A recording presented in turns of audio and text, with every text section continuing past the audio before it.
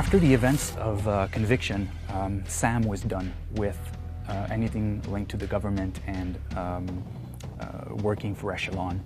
Something at the beginning of Blacklist triggers, forces Sam to get back into it. And the interesting thing is, for this game, Sam's not just the guy doing things, he's also the guy who's calling the shots. So it's a new, different setup for Sam, where he's not just the lone wolf, he's the leader.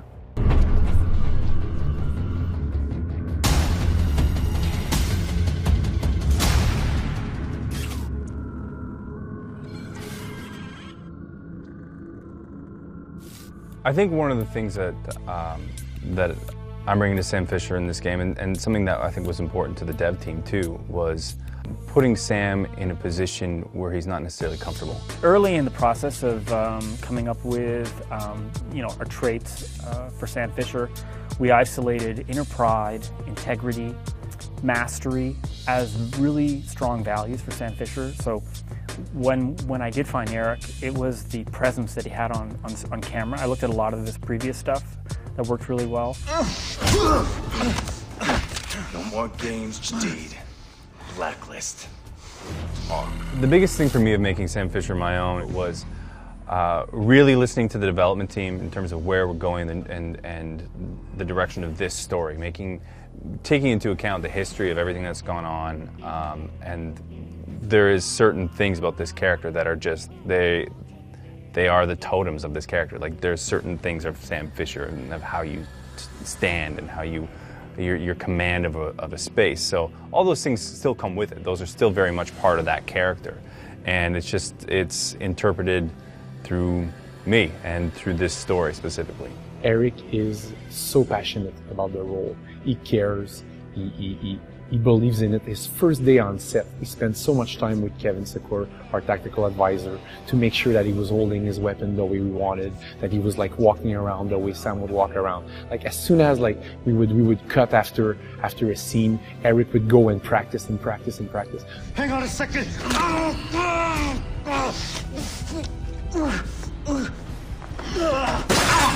Really great combat, really great action. It doesn't come really easy. Like, you'll watch a performance on the stage and it looks slow, it doesn't look accurate, it doesn't look powerful. So a lot of rehearsing goes into getting it to look that way, and the rest is cameras. Like, perspective drives everything, you know? One place we're not gonna fall short is the combat and action in a game like this. It all has to be legitimate, it all has to be top notch. Otherwise, it's the genre we're working in. It has to be amazing. You know, we're able to tell you a story with this character that goes beyond what we've ever been able to do. I think we're showing more of the real Sam Fisher than we've ever shown in any Splinter Cell game to date with this story, and with the amount of storytelling that we're able to do. Sam, in all of the earlier games, was a guy who had a number of options available to him.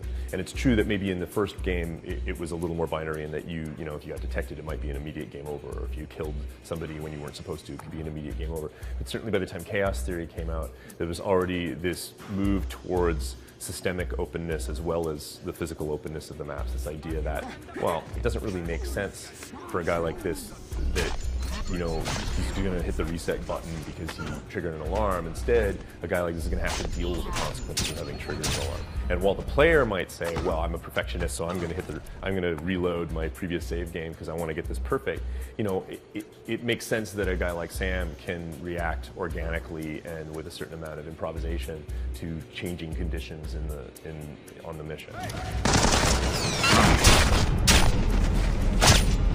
Your main character is only as strong as its villain, right?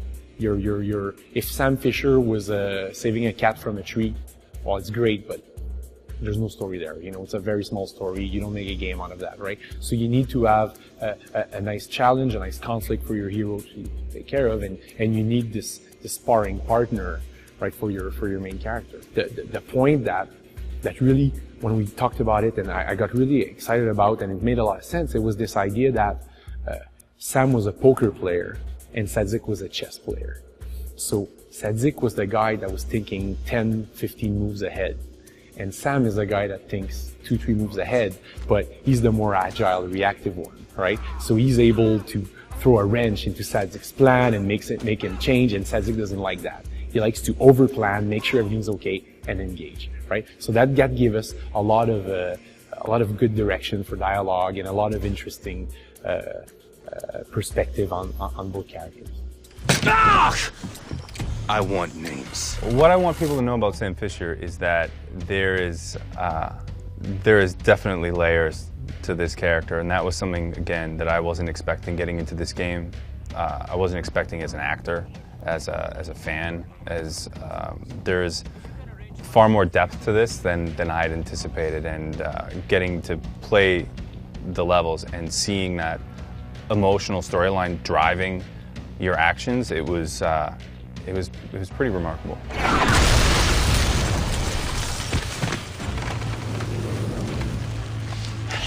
I'm okay.